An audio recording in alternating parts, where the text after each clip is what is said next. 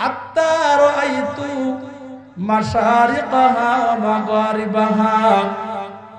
আল্লাহর নবী বলেন, আমাকে আমার মালিক দুনিয়ার পূর্ব থেকে পশ্চিম পর্যন্ত যত জায়গা আছে, সমস্ত জায়গার মধ্যে যা কিছু আছে, আমার রব আমাকে সেই নিয়ামতগুলো দর্শন করিয়েছেন। জোরে বলেন সুবহানাল্লাহ। এখানে বসেছি, ডানে কি আছে আমরা দেখি না, সামনে কিছু দূর নজর যায় সেখানে আমরা দেখতে পাই, পিছনের কোনো অংশ কোনো বিষয় দেখি না। আমার আপনার নবী আল্লাহ পাক এই হাবিবুল্লাহ আমার আপনার পয়গম্বরকে এমন দুইটা চক্ষু দান করেছে, কুল ইন্নামা আনা বাশারুম মিসলুকুম ইউহা। আল্লাহ বলছেন, ও নবী আপনি বলে দেন, আপনি হলো একজন সাধারণ অন্য মানুষের মতো মানুষ, তবে আপনার আর তাদের মধ্যে এত পার্থক্য, ইউহা ইলাইয়া আন্নামা ইলাহুকুম ইলাহু ওয়াহিদ। আপনার পরে ওহী নাজিল হয়, কুরআনুল কারীমের বাণী নাজিল হয়, এটা ইচ্ছা করলেও কোনো মানুষের পরে মানুষ প্রার্থনা করলে নাজিল হওয়ার সম্ভাবনা। যারা বলেন সুবহানাল্লাহ। ইউহা ব্যবধান হলো আপনার পরে কোরআন নাজিল হয়, ইলাইয়া আন্নামা ইলাহুকুম ইলাহু ওয়াহিদ। আপনার প্রভু এমন রব যে রব একক, তার কোনো শরীক নাই। আমার যুবক ভাইয়ারা, তাহলে দেখা গেল নবীজির নিজের কোনো পাওয়ার নাই, নবীজির নিজের মধ্যে কোনো অহংকারী নাই, নবীজির নিজের মধ্যে কোনো তাকাব্বুরির কোনো অংশ নাই।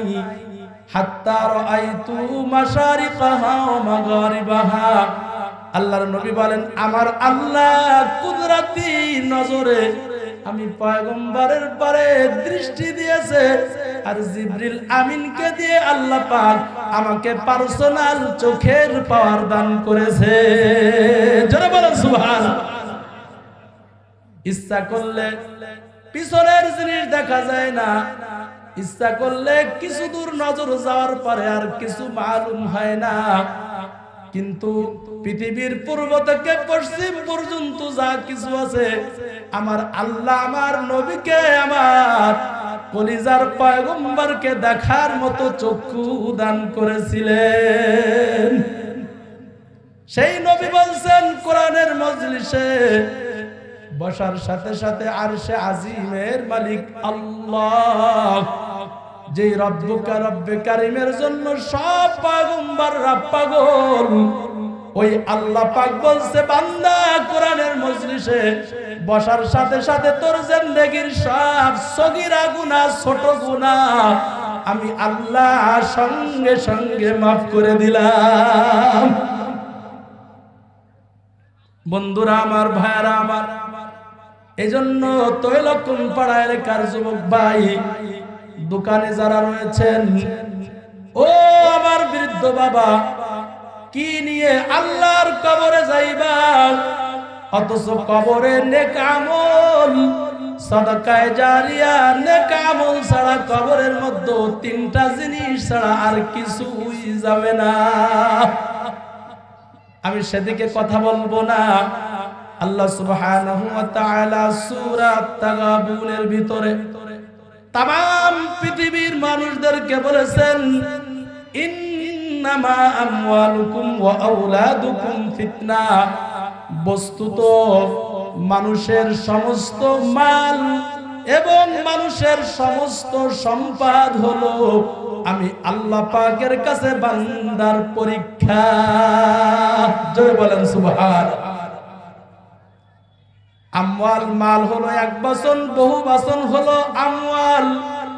আল্লাহ পাক বলছে, ও নবী तमाम পৃথিবীর সব মানুষদেরকে জানায় দেন, আমার বান্দা দুইটা জিনিসের পরীক্ষায় যদি পাস করতে পারে আমি আল্লাহ ওয়াদা করলাম হাসরের ময়দানে আমার ওই বান্দাকে আমার নিজের কুদরতি হাতে আমি নিয়ামত দান করে কলিজার সব ব্যথা দূর করে দেব।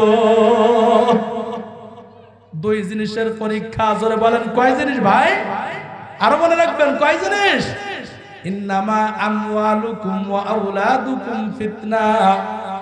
এক নম্বরে হলো আল্লাহ পাক বলছেন সব মালের পরীক্ষা হবে। মাল কিভাবে তুমি কামাই করেছো, আর মাল কামাই করার পরে ওই মালটা তুমি কিভাবে ব্যয় করেছো। এ প্রসঙ্গে হাদিসের মধ্যে আসছে আল্লাহ পাক রব্বুল আলামিন হাসরের ময়দানে হালাল পন্থায় টাকা পয়সা উপার্জনকারী ব্যক্তিকে এত বড় নিয়ামত দান করে দিবেন, ওই নিয়ামতের ভিতরে সবচাইতে বড় উত্তম নিয়ামত হবে বান্দার ডান হাতে আল্লাহ পাক আমলনামা দান করে দিবেন। আমার লাহুরিয়া, তৈলক্ষণ পাড়া, কালীগঞ্জ বাজারের আশেপাশের ভাইয়েরা ভালো করে শুনেন, আল্লাহ পাক এই জন্য এক নম্বরে বলেছেন মালের পরীক্ষা নেওয়া হবে। মাল কিভাবে তুমি কামাই করেছো আর কিভাবে তুমি ওই মালকে ব্যয় করেছো। এখন প্রশ্ন হতে পারে হুজুর সম্ভবত আর্জেন্টিনা বা ব্রাজিল নিয়ে কথা বলবে। না না, আমি আর্জেন্টিনার আর ব্রাজিলের যেই পতাকা ঠাকুরগাঁও জেলা ওই আশেপাশের কয়েক জেলার মানুষ টাকা পয়সা উঠিয়ে 32 লক্ষ টাকা দিয়ে একটা আর্জেন্টিনার পতাকা বানিয়েছে। আমি সেই দিকে কোনো কথা বলে আপনাদের ভিতরে আঘাত করব না, আপনাদের কলিজার মধ্যে কোনো কষ্ট দেব না রে বন্ধু। আমি এক নম্বর কথা বলতে চাই, আল্লাহ বলছেন এক নম্বরে সমস্ত মালের পরীক্ষা নেব। মাল কিভাবে উপার্জন করেছো, শুধু উপার্জন করলে হবে না ও বান্দা। এই মালওয়ালা অনেক ধনী মানুষ আগে কোটিপতি ছিল। এই কালীগঞ্জে আহাদ সিমেন্টের মালিকের মতো অনেক কোটিপতি থাকতে পারে। অন্য এলাকায় দেখা গেল এইরকম কোটিপতি এক সময় 1000 কোটি টাকার মালিক ছিল, আর 50 বছর 100 বছরের মধ্যে সব থেকে নিম্নমানের সব থেকে গরিব হালাতে জীবন যাপন করে আল্লাহর কবরে চলিয়া গেছে। যারা বলেন খুঁজলে পাওয়া যাবে কি যাবে না? যারা বলেন ভাই যাবে কি যাবে না? এই জন্য বন্ধু, এই সম্পদ হলো পরীক্ষা। আজ আছে কাল নাই, কাল নাই আবার তার পূর্বপুরুষ, তার পরবর্তী জেনারেশন অর্থের মালিক হয়ে যায়। নবী বলেন অহংকার করবি না, অহংকার তাকাব্বুরি কোনদিন করবি না। আল্লাহু গনিয়ুন হামিদ ওয়া আনতুমুল ফুকারা ইলাল্লাহ। যারা বলেন আল্লাহু আকবার, আর যারা বলেন আল্লাহু আকবার। আল্লাহু গনিয়ুন হামিদ, আমি আল্লাহ হলো প্রশংসিত ধনী। ওয়া আনতুমুল ফুকারা ইলাল্লাহ, আর আমি আল্লাহর কাছে দুনিয়ার রাজা বাদশা প্রধানমন্ত্রী স্বরাষ্ট্রমন্ত্রী অর্থমন্ত্রী তথ্যমন্ত্রী যত মন্ত্রী আছে খাদ্যমন্ত্রী সহ আমি আল্লাহর কাছে সব হলো ফকিরের দল। জোরে জোরে বলেন সুবহান। তাহলে অহংকার করার কোনো বিষয় থাকতে পারে ভাই?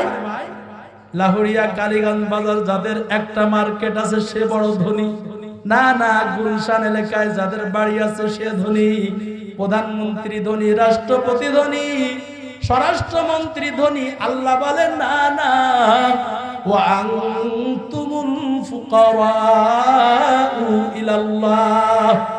ফকির হলো এক বচন, আর ফকিরের বহু বচন হলো ফুকারা। আল্লাহ বলছেন দুনিয়াতে সব মানুষ হলো আমার কাছে ফকিরের দল। ইলাল্লাহ, আমি আল্লাহর কাছে ফকির। সুতরাং অহংকারী টাকা দিয়ে কোনোদিন অহংকারী করবি না, নিজের বাড়ি গাড়ি দিয়ে কোনোদিন অহংকারী করবি না।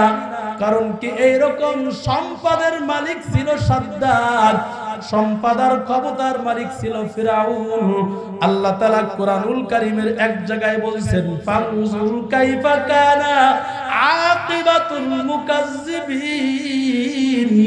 ও দুনিয়ার মানুষ নজর করে দেখ, একটু নজর করে দেখ, কত স্বৈরাচারী আর কত আমার সঙ্গে যারা নাফরমানি করে ফিরাউনের মতো বদমাইশ বলেছিল আনা রাব্বুকুমুল আ'লা ফাআখাযাহুল্লাহু নাকালাল আখিরাতি ওয়াল উলা। এরকম ভাবে আল্লাহ পাক রব্বুল আলামিন সূরাতুত তাগাবুনের মধ্যে ফিরাউনের কথা বলছে। সীমালঙ্ঘনকারীদের মধ্যে শীর্ষ ছিল ফিরাউন। জোরে বলেন নাউযুবিল্লাহ। আরো জোরে বলেন ভাই। সেই ফিরাউনের ক্ষমতা কি আছে এখনো? এখনো আর ক্ষমতা নেই। এমন ভাবে লানত দিয়েছে, ফিরাউনের লাশটাকে যেই ব্যক্তি একবার চোখে দেখবে, সে যদিও কাফের হয়, মুশরিক হয়, মনে মনে তার ওই ভগবান বলেন আর মনে মনে তার ঈশ্বর বলেন, যা বলে সে তার জবান দিয়ে ডাকে, ও একটু ওই ঈশ্বরকে বা ভগবানকে স্মরণ করবে, কারণ সেটাই তার বড় ধর্ম। সে মনে করেছে আমি ওই ধর্মকে ইনসার্ট করব না। একজন মুসলমান ফিরাউনের লাশটা দেখার সাথে সাথে আল্লাহর কাছে পানা চাই, আল্লাহ তুমি এরকম গজব থেকে আমাদের সকলকে তুমি হিফাজত করো। জোরে বলেন সুবহান। আল্লাহ তাআলা সেদিকে ইঙ্গিত করেছে। আল্লাহ সুবহানাহু ওয়া তাআলা বলেছেন যে ওই ফিরাউনের যে দৃশ্য করেছি তাদের দিকে নজর কর। অন্য আয়াতের মধ্যে আসছে ফানজুরু কাইফা কানা আকিবাতুল মুত্তাকিন। মুত্তাকিন কারা? তাকওয়া অবলম্বনকারী, যারা আল্লাহকে নিজের কলিজার মধ্যে সবচাইতে বড় জায়গা দিয়েছিল। গলায় ছুরি আসলেও আল্লাহকে ভরে নাই, জবানে সব সময় বলেছে আল্লাহ আল্লাহ আল্লাহ। হযরতে বিলালে হাবশির কথা সকলেই জানেন। বিলালে হাবশিকে মরুভূমির মধ্যে এমন ভাবে টেনে হেঁচড়ে বিলালকে একটা কুকুরের মতো টানছে।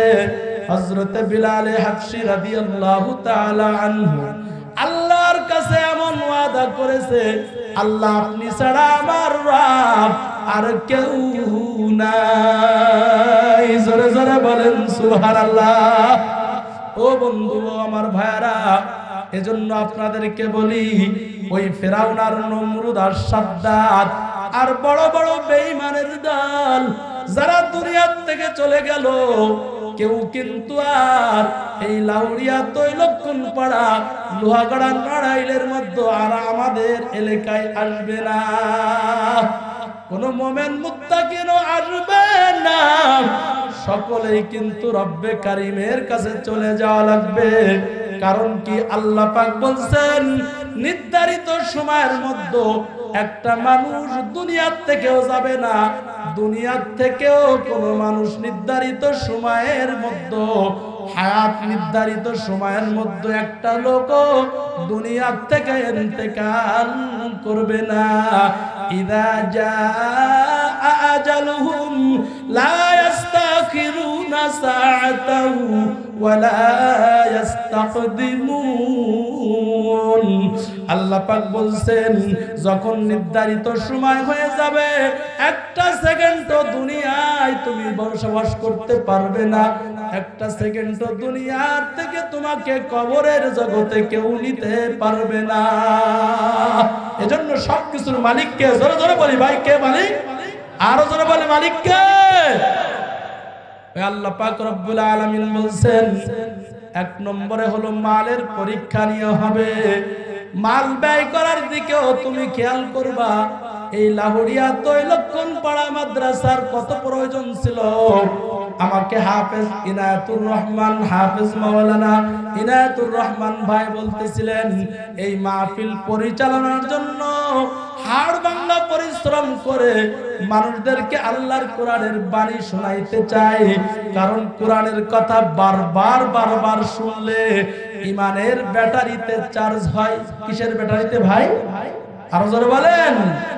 কোরআনের আলোচনা যখন থাকবে না, তখন মেয়েকে তার বাপ মেয়ে হিসেবে মনে করবে না। কোরআনের তেলাওয়াত, কোরআনের আলোচনা যখন থাকবে না, তখন মানুষের মধ্যে কোনো ইনসাফ থাকবে না। কুরআনুল কারীমের আলোচনা যখন থাকবে না, তখন আসমান আর আসমানের জায়গায় থাকবে না। বন্ধুরা আমার, ভাইরা আমার, এজন্য আপনাদেরকে বলি, নবী বলছেন বাল্লিগু আন্নি ওয়ালাউ আয়া, আমার পক্ষ থেকে একটা বাণীও যদি তুমি শোনো আরেকজনের কাছে পৌঁছাইয়া দাও। কারণ কি, মুমিনের কাছে আমার বাণী শোনাইলে, আমার উম্মতের কাছে আমার কথাগুলো শোনাইয়া দিলে, হাদিসের মধ্যে আছে আপনাকে যে জিম্মাদারি দেওয়া হয়েছে, সেই জিম্মাদারিটা আপনি পালন করেছেন, সে আমল করে নাই। হাসরের ময়দানে আল্লাহ পাক রব্বুল আলামিন, রব্বে কারীমের পাকড়াও থেকে আল্লাহর ওই পয়গম্বরের উম্মত পরিত্রাণ পাওয়া যাবে। ওই ব্যক্তি আমল না করলেও আল্লাহর নবীর কথাটা মানুষের কাছে পৌঁছে দেওয়ার কারণে আল্লাহ পাক রব্বুল আলামিন তাকে নবীর সঙ্গে হাসরের ময়দানে জান্নাতের উঁচু মাকাম দান করে দিবেন। জোরে বলেন সুবহানাল্লাহ। আমার ভাইরা, আমার বন্ধুরা, এজন্য আপনাদেরকে বলি, টাকা পয়সা ব্যয়ের দিক দিয়েও খেয়াল করবেন। আপনার টাকাটা একজন অসহায়, একজন আল্লাহওয়ালা, একজন দারিদ্র, একজন ভালো মানুষের পিছনে, ভালো কাজের পিছনে ব্যয় হইতেছে কিনা, এই বিষয়কে খেয়াল রাখবেন। ব্যয় করার দিকেও যেরকম খেয়াল করতে হবে, আর আয় করার দিক দিয়ে, ইনকাম করার দিক দিয়েও সেই খেয়াল করতে হবে।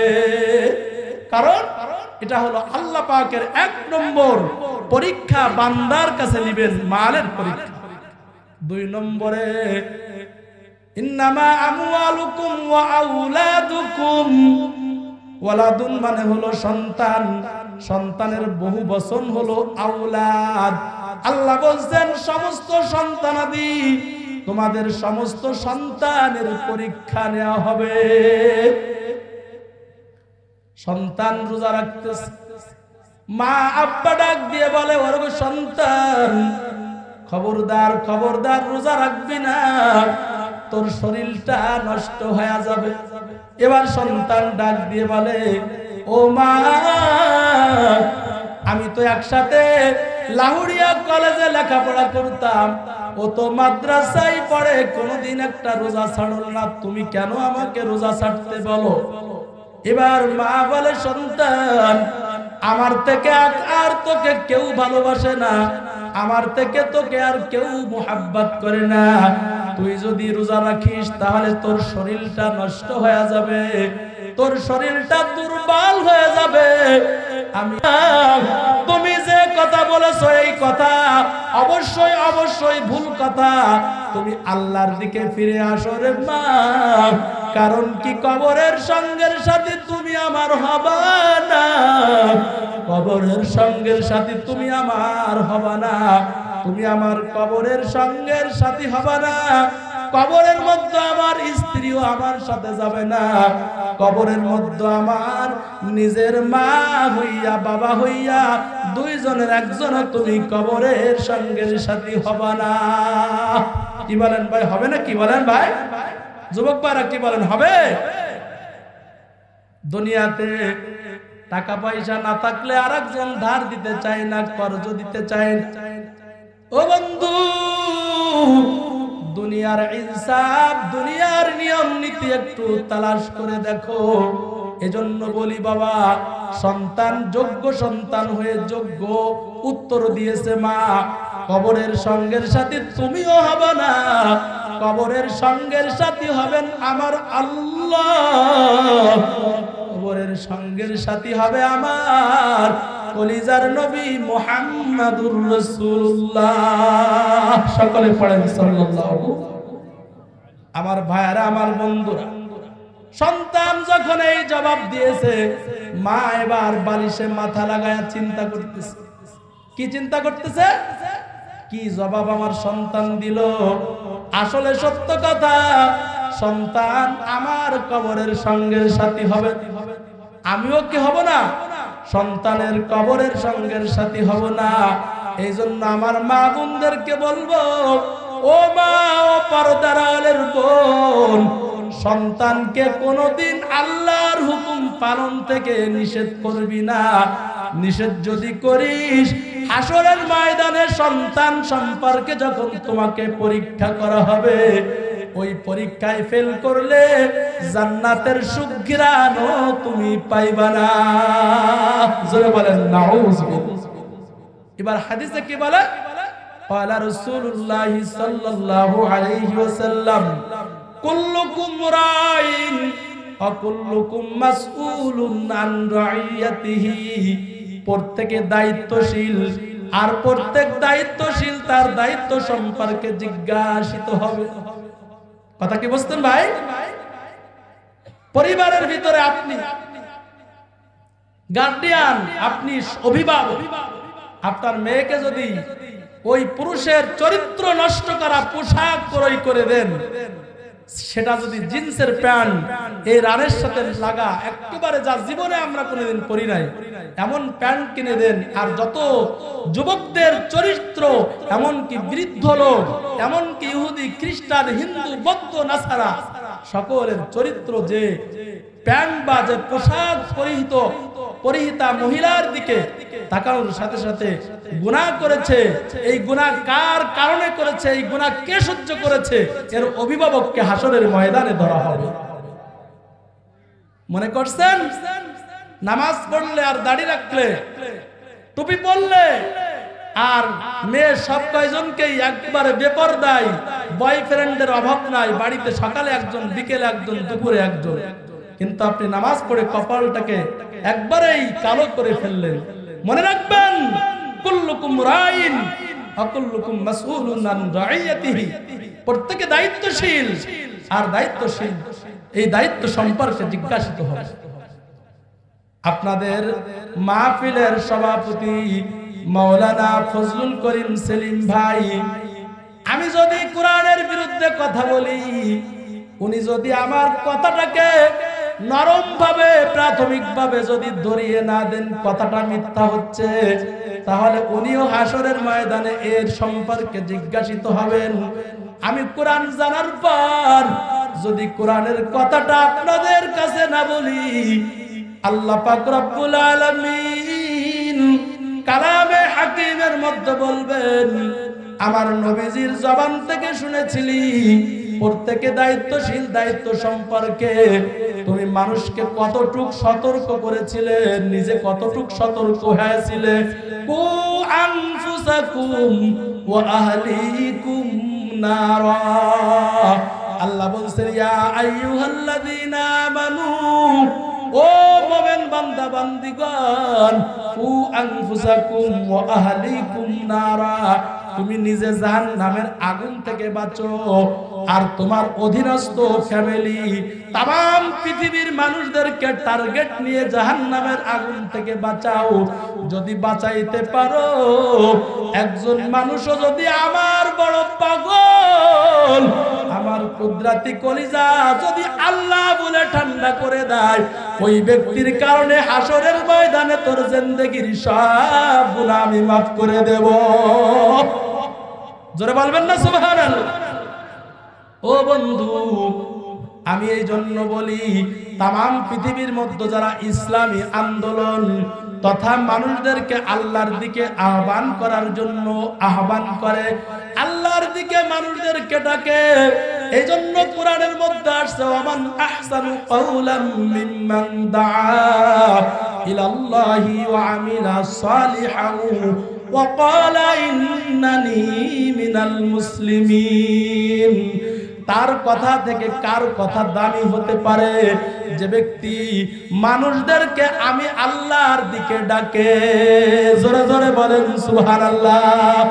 এই হাফেজ শাহ আলম সাহেব মাহফিলের মাধ্যমে এই এলাকার সমস্ত মানুষদেরকে জাহান্নাম থেকে বাঁচাইতে চান। এই মাদ্রাসার মাহফিল দেওয়ার পরে লাখ লাখ টাকা কিন্তু ফান্ডে থাকে না।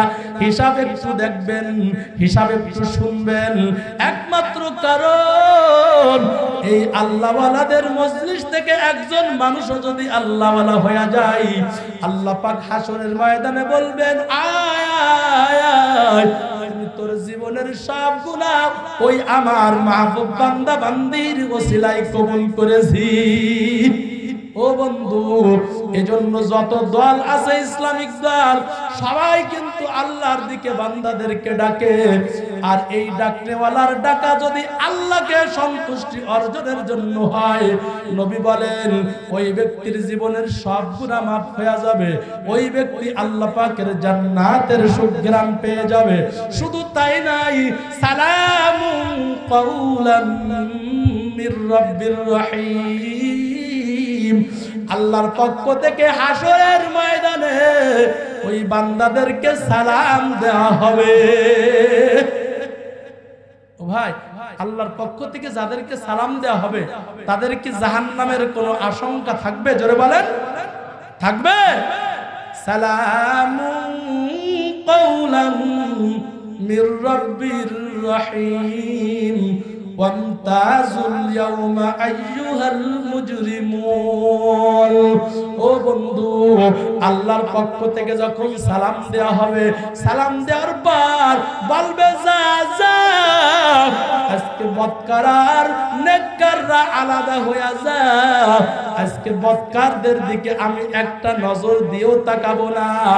আর আমার নেককার, আমার বান্দা যারা হবে, আমার খাঁটি বান্দা যারা হবে, তাদেরকে আমি সালাম দিয়ে তাদের কলিজার সব ব্যথাকে দূর করিয়া আমি আল্লাহ পাক রব্বুল আলামিন, আমি আরশে আজিম থেকে না, হাসরের ময়দানে বান্দার সঙ্গে আমি আল্লাহ মোলাকাত করিয়া বান্দার জীবনের সব গুনাহগুলোকে আমি মাফ করিয়া দিয়া বান্দাকে চিরস্থায়ী জান্নাতের মেহমান বানিয়ে দেব। এজন্য যুবক ভাই, রাস্তায় এখনো যারা দাঁড়িয়ে আছেন, আল্লাহর কোরআনকে সাক্ষী রেখে বললাম, হাসরের ময়দানে এই কোরআন ছাড়া আমাকে আপনাকে কেউ জান্নাতের মধ্যে ঢুকাইতে পারবেন না। তাহলে দুইটা পরীক্ষার কথা শেষ হয়ে গেল। এক নম্বরে মালের পরীক্ষা, দুই নম্বরে সন্তানের পরীক্ষা হবে। সন্তানকে বেনামাজি বানাইলে, বেনামাজি হওয়ার পরও যদি শাসন না করেন, তাহলে গার্ডিয়ান হিসেবে কোনোদিন আপনি রক্ষা পাবেন না। সন্তান যদি আপনার মেয়ে সন্তান বেপরদায় হয়ে যায়, আপনার মেয়ে সন্তান যদি বয়ফ্রেন্ড নিয়ে জিনার মতো আচরণ করে, জিনা করে বেড়ায়, যদিও বাহ্যিক দৃষ্টিতে জিনাকে বলা হয় না, কিন্তু চোখের জিনা করতেছে, হাতের জিনা করতেছে, নফসের জিনা করতেছে, সব জিনা করতেছে। আপনি আব্বা হয়ে যদি সেই কথাটাকে মেনে নেন, সন্তানকে যদি রায় দেন, অপরাধকে যদি মেনে নেন, হাসরের ময়দানে আল্লাহ সন্তান সম্পর্কে যে পরীক্ষা নিবে, ওই পরীক্ষা থেকে বাঁচার কোনো উপায় থাকবে না। এরপরে আল্লাহ পাক কি বলেন জানেন? এই দুই পরীক্ষায় যদি পাশ করতে পারো, আমি আল্লাহ পাক বললাম ওই পরীক্ষার যে পুরস্কার রয়েছে, এটা কোনো পয়গম্বরের হাতেও দেওয়া হবে না। হযরতে মিকাইল, হযরতে আজরাইল, হযরতে ইসরাফিল, হযরতে জিবরিল আমিন, যিনি সমস্ত পয়গম্বরের কাছে আল্লাহ পাকের পক্ষ থেকে মেসেজ নিয়ে আল্লাহর ইবাদতকারী হিসেবে আল্লাহর দাসত্ব করার জন্য সমস্ত পয়গম্বরের কাছে আগমন করেছিলেন, ওই জিবরিল আমিনের হাতেও এই পরীক্ষার পুরস্কার দেওয়া হবে না। জোরে বলেন সুবহানাল্লাহ।